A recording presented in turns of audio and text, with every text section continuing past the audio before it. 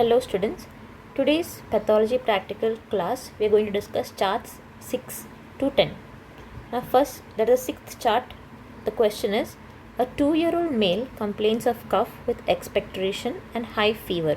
On general examination, he has a white patch seen on tonsils on a clinical case of diphtheria. So here you can understand that it's an ongoing infection is there.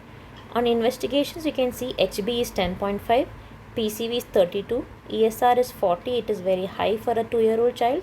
Total leukocyte count is 82,000, it is very high. Differential leukocyte neutrophils are 47, which is also high. Metamyelocytes 16%, band forms 20%, that means the precursor cells are there, and LAP score is increased. LAP score is leukocyte alkaline phosphatase. So in this chart you can see that this is a 2-year-old child who is having some ongoing infection. It's a tonsillar infection and it's a case of diphtheria. On investigations, the PCV ESR is raised. Total count is 82,000. Neutrophils is very high. Precursor cells are there and LAP score is increased.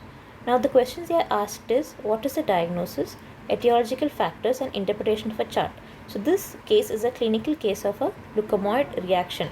So how do you diagnose this as leukemoid reaction? And we're going to discuss.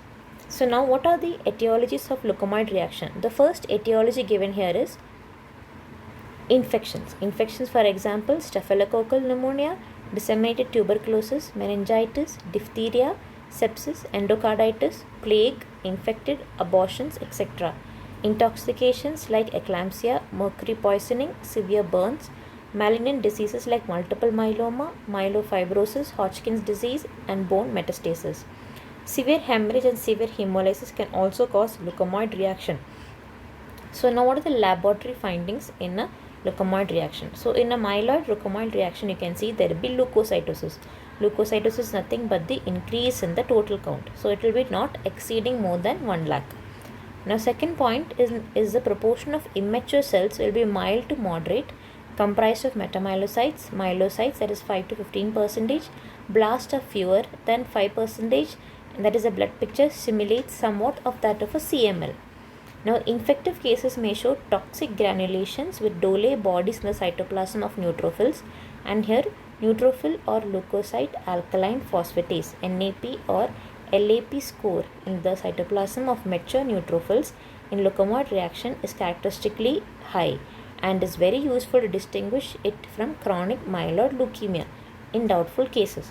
So here you can see diagnosis is leukemoid reaction, etiological factors we discussed, and here LAP score is increased. So increased LAP score with a high total count and the child is having an ongoing diphtheria infection. So this is a case of a leukemoid reaction. Now here you can see this is a peripheral blood film where you can see plenty of neutrophils and you can see immature myeloid cells, and here you can see in this photograph B you can see neutrophil or leukocyte alkaline phosphatase activity in one of the neutrophil is very high and is demonstrated by this cytochemical stain. Now the next chart is chart number 7. In chart number 7, it is a 32-year-old male complains of lethargy, dyspnea, bleeding tendencies is there, general examination, sternal tenderness and massive splenomegaly. On investigations, HB is 9.8, total leukocyte count is 1,20,000, platelet is normal, LAP score is not raised. Peripheral smear WBC is normocytic normochromic, occasional RBCs are seen.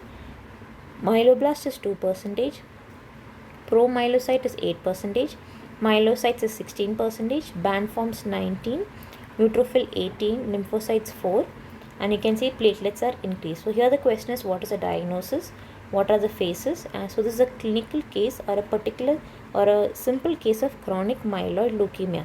In chronic myeloid leukemia, what happens? It is a male patient, adult onset of age, who's having lethargy, dyspnea, and here the main points to remember is a CML patients will have sternal tenderness and massive splenomegaly with bleeding tendencies.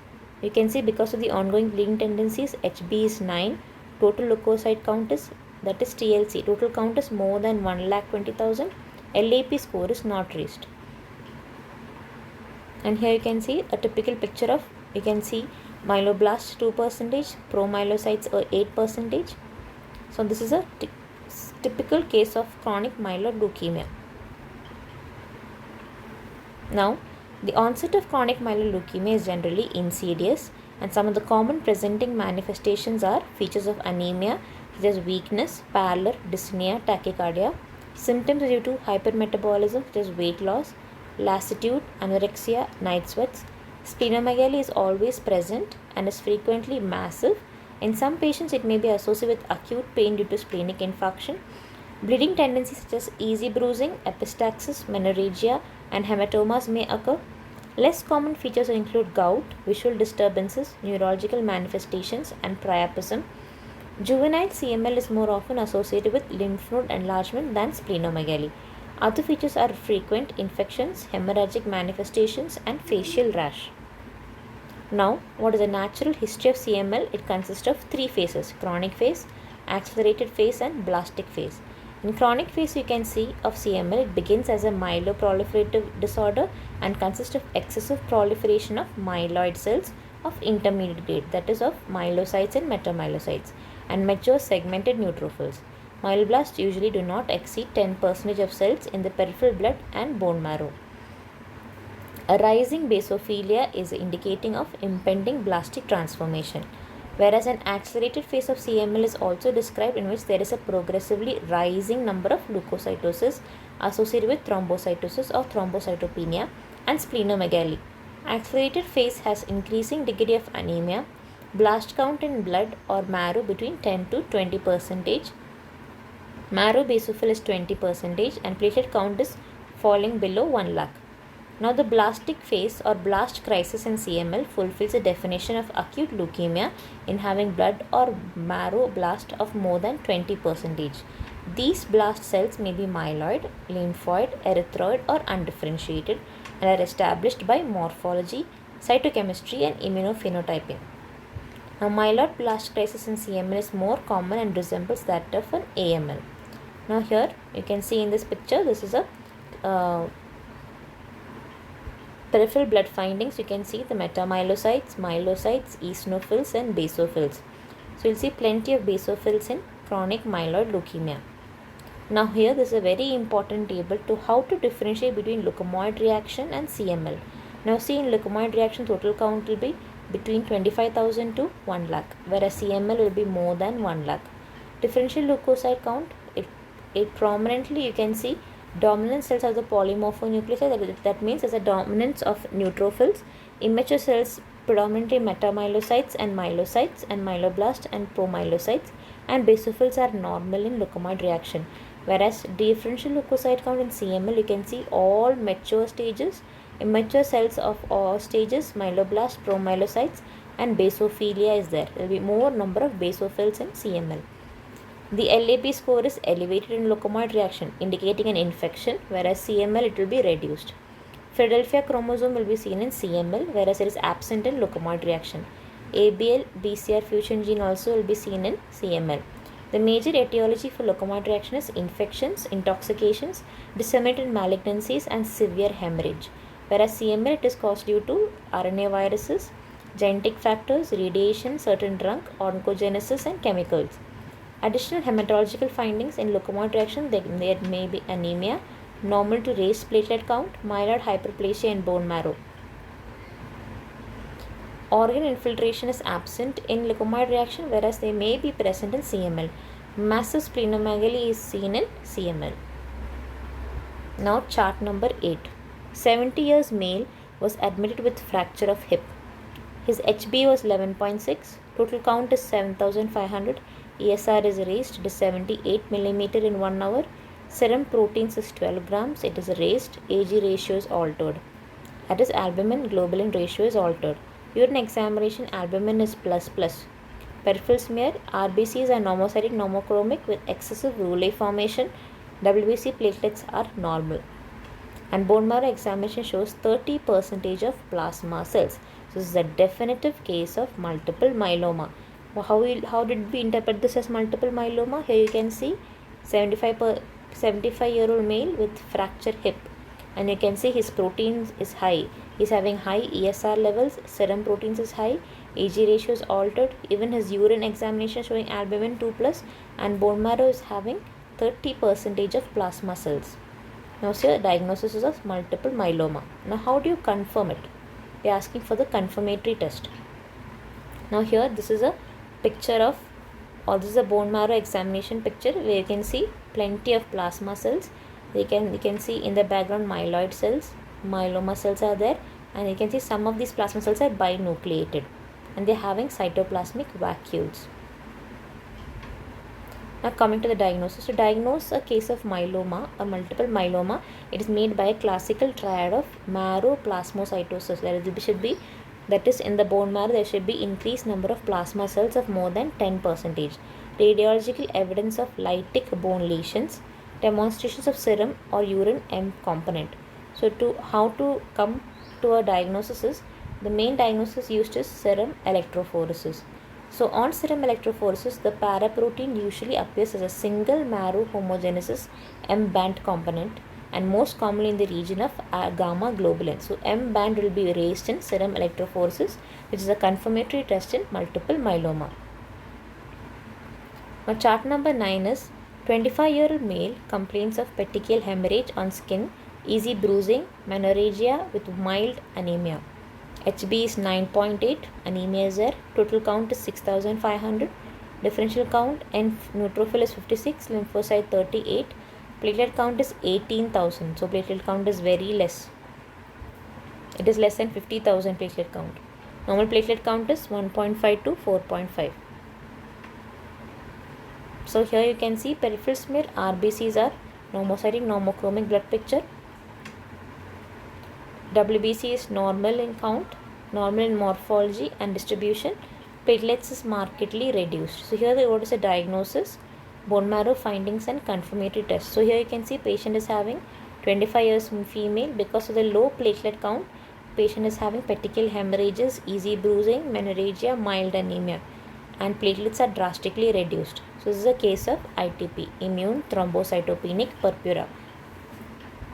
So what are the bone marrow findings and confirmatory test? So here this is a blood film where you can see in a normal blood film you will see plenty of platelets. Okay, but in ITP what happens, the number of platelets will be drastically reduced and these platelets will be larger in size. Whereas in the bone marrow finding, what will you see? In bone marrow findings you can see that the characteristically increased number of megakaryocytes will be there. Increased number of megakaryocytes will be there in a normal bone marrow, and you can see plenty of cytoplasmic granules. Whereas in ITP what happens, the megakaryocytes will be less and they will have less granulations in the cytoplasm.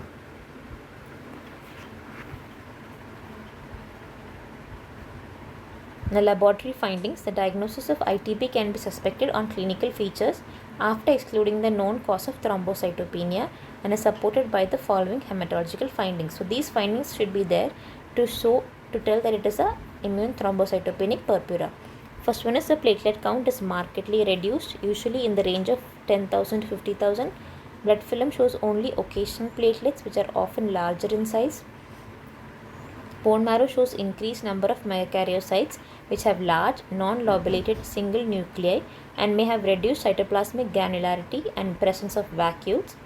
And the fourth point is that it is a sensitive technique like antiplatelet IgG antibody can be demonstrated on the platelet surface or in the serum of the patient. And platelet survival studies reveal markedly reduced platelet lifespan, sometimes less than 1 hour as compared with normal lifespan of 7 days. So here platelet will be between 10,000 to 50,000. Blood film will show occasional platelets only. In the marrow you will see plenty of megakaryocytes increased in number which is having reduced cytoplasmic granularity and presence of vacuoles. Now the last chart is chart number 10. In chart number 10 it is a 10-year male presented with painful swollen knee joints was diagnosed as hemarthrosis.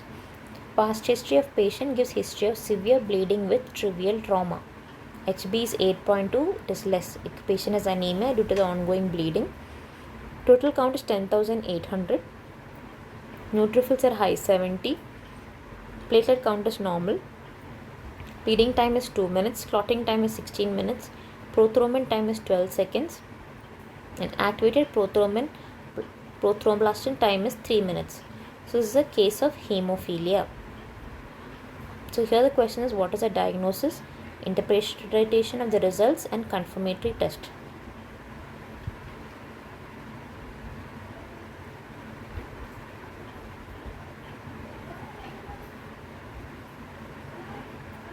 Now, patients of hemophilia, they suffer from bleeding for hours or days after the injury. The clinical severity of the disease correlates well with the plasma level of factor VIII activity. Hemophilic bleeding can involve any organ, but most commonly there is recurrent painful hemarthrosis, asthma, and muscle hematomas, and sometimes hematuria. Spontaneous intracranial hemorrhage can also be there. Lab findings: whole blood coagulation time will be prolonged in severe cases only. Prothrombin time is usually normal. Activated prothromblastin time is typically prolonged. Specific assay for factor VIII shows lowered activity, and the diagnosis of female carriers is made by the finding of about half of the activity of factor VIII. Now, what is the treatment here? In hemophilia, symptomatic patients with bleeding episodes are treated with factor VIII replacement therapy consisting of factor VIII concentrates or plasma cryoprespirate. With availability of this treatment, the life expectancy of even severe hemophilic patients have been approached to be normal. So here you can see in this chart, the patients having a typical clinical feature of having hemarthrosis, that is bleeding into the knee joints. And you can see, and also gives a past history of severe trauma with severe bleeding. And here you can see BT, CT, prothrombin time are all raised with APTT of 3 minutes. So this is a active case of hemophilia.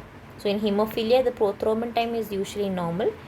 Activated partial prothromboplastin time is typically prolonged, and specific assay is the factor VIII assay. Thank you.